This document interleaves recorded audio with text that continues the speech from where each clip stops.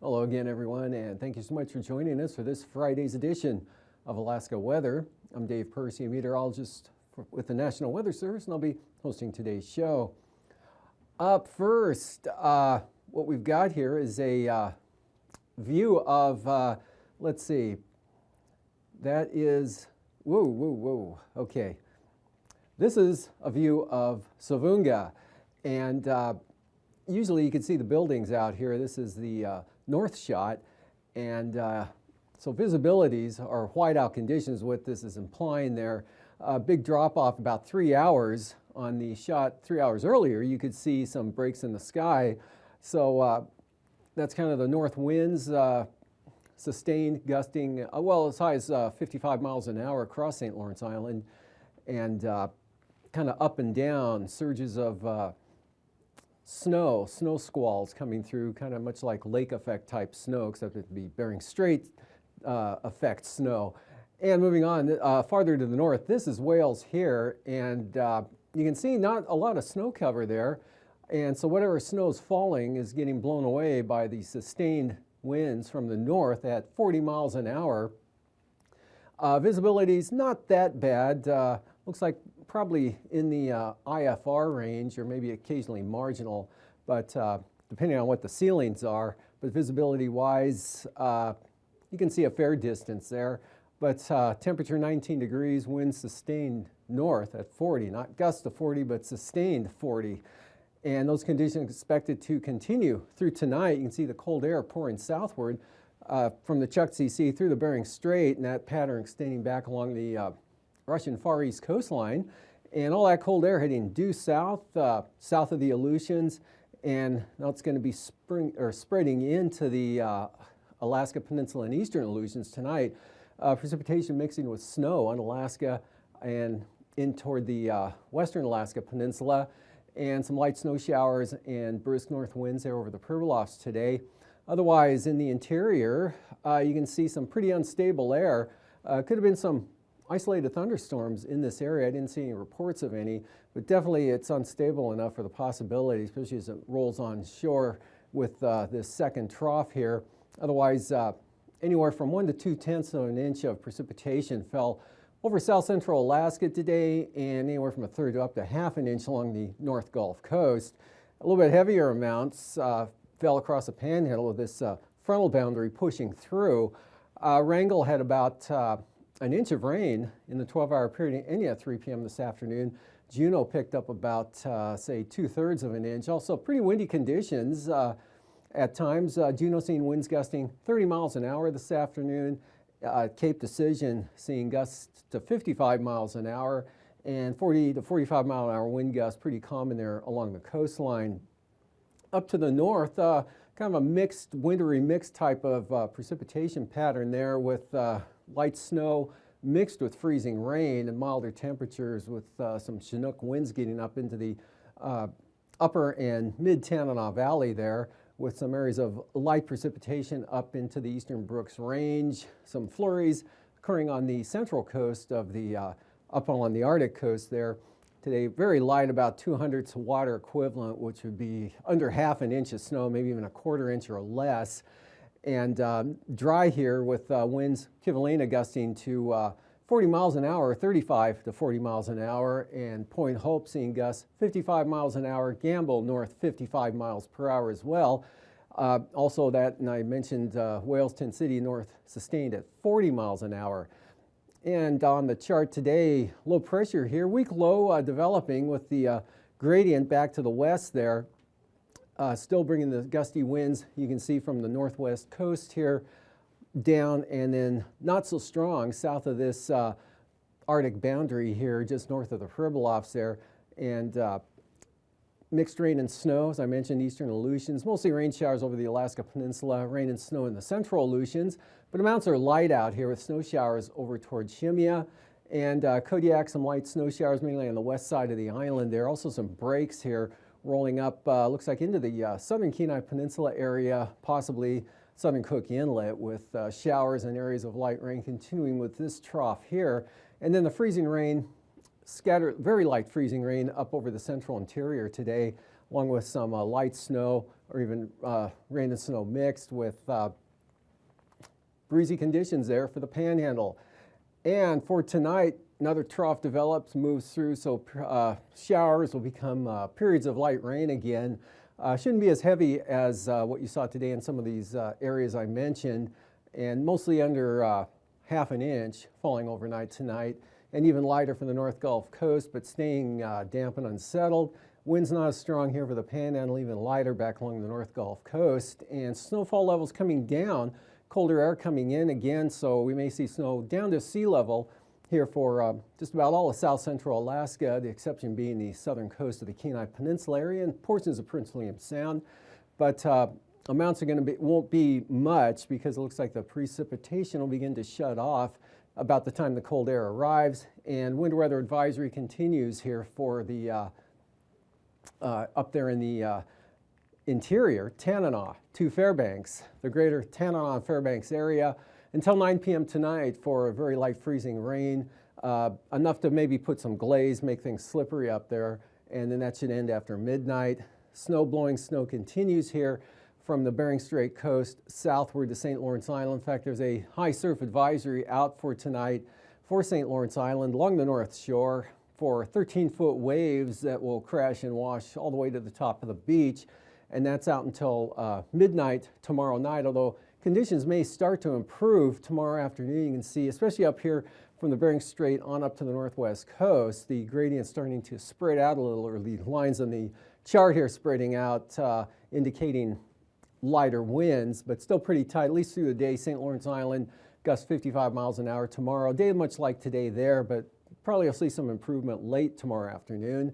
And cold air coming southward, snowfall levels right down to sea level here for the Alaska Peninsula, eastern Aleutians. And on the Bering Sea side of the Alaska Peninsula, snow, and then the Pacific side, probably see some clearing there with the downsloping winds, drier conditions moving into Kodiak, and another system forms and pushes a frontal boundary again into the Panhandle for periods of rain. Depending on your elevation in the north, could take on the form of snow at the higher elevations, and a mixture down to the south, and areas of snow, again, pretty widespread here coming down through the Bering Strait right down to the Alaska Peninsula. Snow showers for the Aleutians, chance of snow north slope in the eastern Arctic coast, and actually chance of snow over northern Cook Inlet, the Manuska Valley, Copper River Basin, but this tending to pull out in the afternoon as kind of a weak area higher pressure comes in from the west. And then for Sunday, this low drifts eastward here, kind of still a trough up over the eastern interior, but not a lot of moisture left with it. And bulk of that pulling out into the Yukon, but this will trail back to just south of Eagle. Northway and Tow could see some light snow throughout the day. Accumulations not significant though. And more showers of rain or snow, or periods of light rain or snow.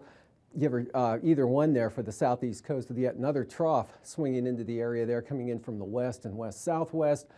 Low pressure pushes into the Gulf here, about 1,006 millibars, not too strong. That could kick the winds up here for Kodiak Island out of the northwest. Could see gusts 32, maybe 40 miles per hour in the windier areas, and a little breezy in the southwest interior, but not too bad. Improving here over the Bering Strait area with diminishing winds and diminishing snow showers. Much better for St. Lawrence Island into the Bering Strait. The next system driving into the western Bering Sea. Lows for tonight up along the Arctic coast, single numbers there, 0 to 10 above. Same thing for the North Slope, maybe a little cooler in the North Slope there. Some areas could drop a shade below 0. And then teens here, central interior, lower 30s, south central Alaska, and lower 30s also for Kodiak Island, and 30s to mid 40s, mostly in the 40s for the Panhandle. Highs for tomorrow, mid to upper 40s for the southeast coast, and 30s south of the Alaska Range, Otherwise, teens and 20s to the north, single numbers in the Brooks Range on out to the Arctic coast. Teens on the west side, mid-20s, St. Lawrence Island, right at freezing for the Pribilofs, upper 30s for the Alaska Peninsula, and all of the Aleutians. And then Sunday morning lows looking like this.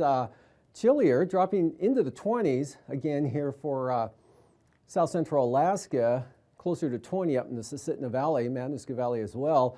Mid-20s farther down Cook Inlet to upper 20s along the North Gulf Coast.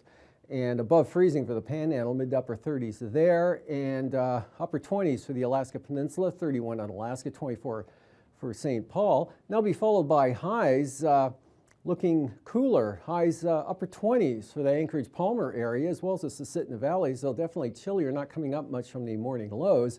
Lower 20s for the Copper River Basin. Mid-teens here in the central interior to single numbers now on the Brooks Range in the eastern Arctic coast, with upper 30s to lower 40s for the southeast coast, and that same pattern also for the Aleutians. And now, aviation weather around Alaska. Moving on to flying weather, we've got IFR here from the Yukon Delta coast, Nunivak Island, northeastward, expanding here as you get up to the Brooks Range, Koyukuk valleys, on out to the eastern North Slope, and then marginal for the Arctic coast. VFR here, northeast flow, offshore flow, downsloping off the western Brooks Range along the mountains there. And then not too bad here over the Aleutians with the marginal VFR, mostly right along the north coast here over to about Atka, and then mostly VFR out to the west. Marginal Kodiak Island. IFR here for the eastern coast range there, and then marginal VFR for the southeast coast deteriorates pretty quickly to solid IFR from Dixon Entrance right on up here to the eastern North Gulf Coast areas with scattered thunderstorms possible. Narrow band of VFR here, south central Alaska, Kenai Peninsula, and part of Kodiak Island, Fognak Island there, up into the central interior.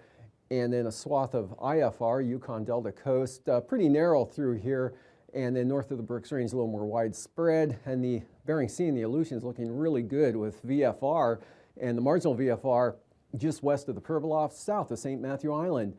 And those good conditions hold into Sunday. VFR here for the Fox Islands all the way out to Shimianatu, Alaska Peninsula, western Alaska Peninsula, but farther up the coast there, Bristol Bay, northeast Bristol Bay, IFR into the southern Alaska Range, Aleutian Range, VFR, Cook Inlet, Kenai Peninsula, Prince William Sound.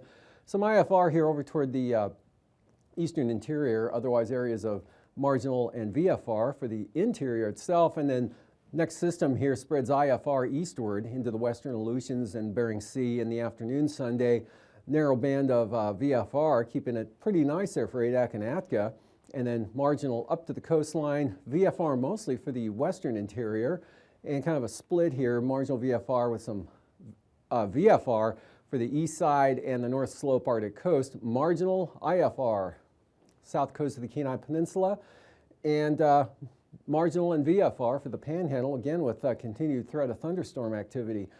Passes Anatuvik and Adigan, both IFR with Lake Clark and Merrill, marginal VFR. Trending toward VFR in the latter part of the afternoon and definitely into the evening. And for rainy, same pattern here, marginal to start through much of the afternoon, possibly becoming VFR later in the afternoon. And windy, looks occasionally marginal throughout the day. Isabel, same forecast, marginal VFR, also from Antasta. That'll be on the southern entrance, out the north side, good VFR. And Tanita, marginal VFR becoming VFR. Portage, same trend. Marginal VFR goes to VFR for an afternoon. And for Chilkoot and White, marginal VFR deteriorates to IFR conditions. And for the freezing levels here, at the surface, right across southern Bering Sea, cold air coming southward here, so even south of the Pribilofs, and then along the Kuskokwim Delta coast from Nunivak Island, northeast Bristol Bay, then hugging the coastline here, cutting across the far northern Panhandle, 2,000 feet over the northern southeast coast, 4,000 now south of Dixon Entrance. And icing heaviest will be into this across the Panhandle tomorrow with southwest flow and that trough swinging through. So look for areas of considerable moderate rime or mixed icing above 5,000 feet there, scattering out and just patch up here from the, say, the northern Sitna Valley into the Denali area, and then kind of a widespread zone of isolated moderate, if that, Bristol Bay wrapping back up to the north slope. Jet stream here, upper level low over the southwest interior tomorrow, swinging eastward. That's going to drop those snowfall levels, bring colder air back in. And this one here is the one kicking up today that's farther to the southwest. That'll get up to the eastern Arctic coast tomorrow. And for 9,000 feet, northerlies 35 knots there for the St. Lawrence Island area, swinging around, becoming westerly across the Alaska Peninsula. Across the Gulf, 30-knot winds into the Panhandle, lighter over the interior, and 3,000 feet, not much difference, ridging out here to the west into the Russian Far East. Trough coming eastward here, and still strong northerly winds, Bering Strait, St. Lawrence Island, turning westerly 25 to 30 knots, kind of diverging with lighter winds over the interior and as well as the Panhandle. And look for some light to isolated moderate chop for the southeast coast. Moderate chop likely here, Kamishak Bay, Kodiak Island, Alaska Peninsula, the eastern Aleutians. Hello again, I'm meteorologist Dave Snider with the National Weather Service with another edition of Alaska Weather Facts. And joining me today are not just one, but two people, both with the last name Stevens, which is even more fun, but no relation. We have Eric Stevens from Dehne and George Stevens, who is a mechanical engineering student from the University of Alaska Fairbanks. Did I get that right? Yep. Awesome. And today you guys brought a really cool toy, or I should say tool, with you. It's a sandbox, but why are you guys working on a sandbox? Well, it's part of our senior design project, and we were approached by EPSCoR to build this for them. They had a proof of concept that they developed about a year ago, I think, and they wanted a more robust version that they could pack onto a plane and take places, and it's a handy learning tool for kids and adults. So you're a mechanical engineering student. You've built a traveling sandbox for the experimental program to stimulate competitive research, EPSCoR, and Dehne's facilitated this. But why do we need a traveling sandbox?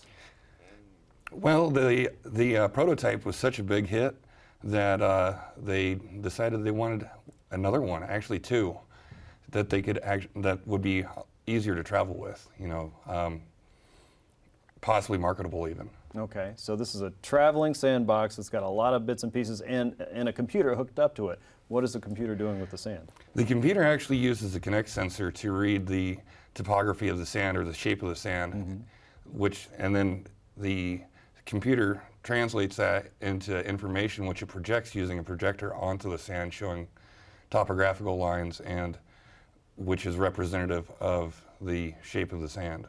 Okay, so this is a live mapping tool? Yeah. It's interactive. As you're moving your hands through it, it is actively following and changing the lines to fit what you're doing. That sounds like something I could have in my backyard. Yep. It'd be a lot of fun. So you guys had to change the design a little bit to make this more Alaska-fied, right? Yeah, yeah. Okay, how'd you do that? Well, the original was made out of basically lumber and Simpson strong tie type stuff, and we rebuilt it to make it lighter and basically more transportable. We can pack it down to a fairly small size, and it can be loaded onto a plane and flown anywhere in the state. Which you guys did today. And you have plans to take this in other places of Alaska, right? Yep, we're actually going to be headed down to Homer with it later today. Okay, very good. Eric, how does this fit into science learning around Alaska? Well, you know what? I think it is a tool and it is a toy. And it brings out a smile from an 8-year-old and the smile from a 48-year-old with that inner 8-year-old wanting to get out. The sandbox, it's an interactive learning tool that teaches us how topography in the 3 dimensions is related to, say, a 2-dimensional map. More about that later. Just like George was saying, it's got a Kinect sensor, not just for video games anymore.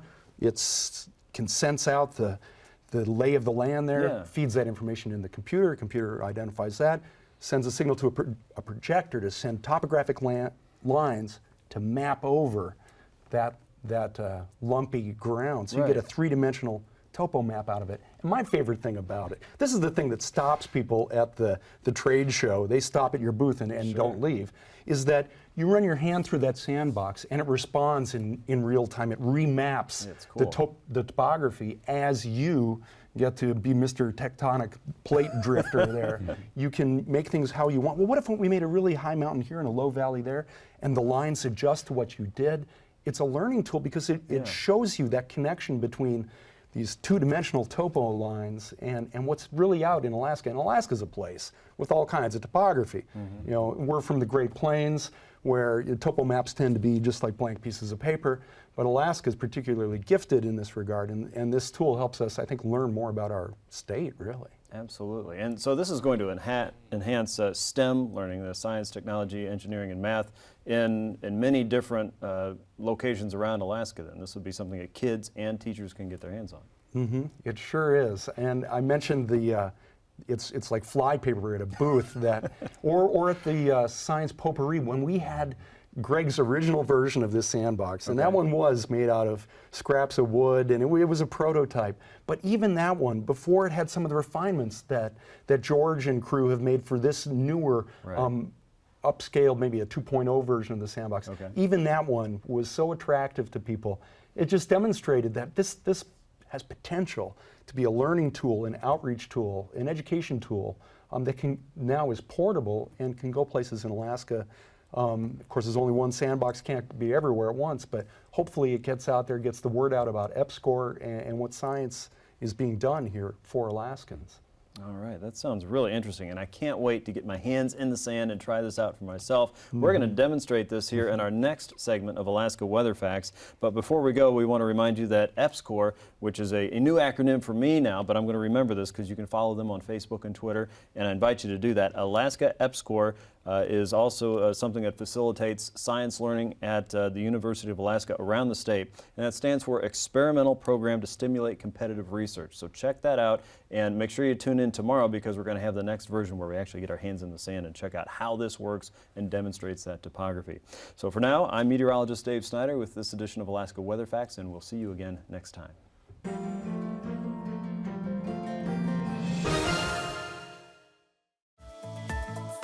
And now, marine weather around Alaska. Welcome back. Looking at today's sea ice analysis, continuing to grow here. Norton Sound all along the west coast, up to the along the western Arctic coast. Of course, the central east side now all filled in, and about I think early next week, Monday or so, south winds are going to kick in. But until then, expect the ice edge to continue to grow here along the west coast of the Bering Strait, and then when those south winds kick in, they'll probably push it northward, the thin ice, and melt it back and push it north. But that'd be first of next week. And for the coastal water forecast, small craft advisories here for the central and south coast. 30-knot winds there in the south with 20-foot seas. Southwest 20 on the north coast, seas 19 feet. Small craft advisories for south winds at 25 knots for Lynn Canal. South at 20, Stevens Passage, and 15-knot southerlies in the forecast for Clarence Strait. Those turn southeast at 15 knots for Sunday. South winds at 20 continue for Stevens Passage, and south 25 now with gale force gusts for Lynn Canal up to 40 knots. And westerly winds here along the coastline up to 25 knots with seas just under 20 feet here in the south and about 15 feet in the north. Prince William Sound, winds south 15 knots, seas 3 feet, west 20 for the eastern North Gulf Coast, and small craft advisories, west 25 for the Barren Islands, western North Gulf Coast, west 20, Kamishak Bay, southern Cook Inlet, southwest 15 for northern Cook Inlet with seas 3 to 4 feet and about 17 to as high as 19 feet over toward Cape Yakataga. And for Sunday, light northwest breeze there for Prince William Sound, seas back down to 2 feet, and southwest 20 with 12-foot seas for the eastern North Gulf Coast, and northwest 30 for the western part of the coast there, and the Barren Islands, gale force westerlies 35 knots, west 35 gale force westerlies also for Kamishak Bay with 10-foot seas. Small craft advisories, southern Cook Inlet, west 25, light northwest winds for northern Cook Inlet.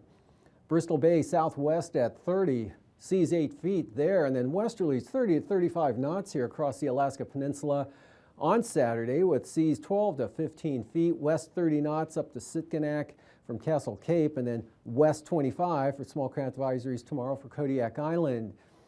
And then on Sunday, pick the winds up even further there with a tightening gradient. West 30 knots, Chillicothe Strait, gale force sustained winds, higher gusts here for the east side of Kodiak Island.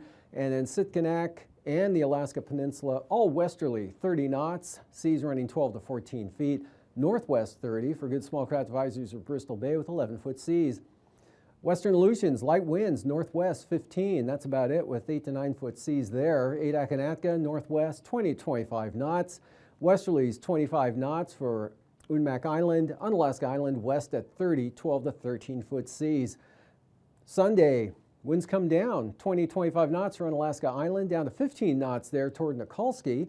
And Adak and Atka, west-southwest 20 to 25 knots, not too bad. And then full gales come back in with that next system pushing into the western Bering Sea, and then the front trailing down will kick those winds from the southwest and again bring them up to about 40 knots during the day with 15-foot seas. For the Yukon Delta coast, northwest 30 knots, Kuskokwim Delta coast, west at 30, northwest 30 for the Pribilofs, and gale force northerlies for both St. Matthew and St. Lawrence Island with north winds at 20 knots for Norton Sound. And for Sunday, northwest winds 20 knots here for Norton Sound, north 25 St. Lawrence Island. Southwest coast, small craft advisories, northwest 25 knots, coming down a little bit there with 8 to 11-foot seas, west 20 for the Pribilofs, southwest 25 for St. Matthew Island, again St. Lawrence Island north at 25. And then for the eastern Boulevard Sea coast, northeast winds on the light side, 10 to 15 knots, pick it up to 20 knots, central coast, and then small craft advisories here for the west side, 25 knots, pick up to 30 knots here from Cape Thompson to Cape Beaufort, and then Cape Thompson on down to Wales, north sustained 40 knots. And then those fall back to about 20 knots the next day from Wales all the way up to Cape Beaufort. Along the west side, central coast, same thing, north winds 20 knots. West-northwest, 20 to 25 for the eastern Beaufort Sea coast. And for tonight, more rain for the Panhandle, but not quite as heavy. The winds not quite as strong. The main frontal boundary now shifting east and south of the area of that wave pulling up across the Queen Charlottes. But another development out here will bring more rain tomorrow and then drier on Sunday. These forecasts are for planning purposes only. Call 1-800-WX-BRIEF for a formal pre-flight briefing. Always file a flight plan before you go flying. The U.S. Coast Guard Auxiliary urges you to leave a float plan with a friend or the harbor master before you go boating.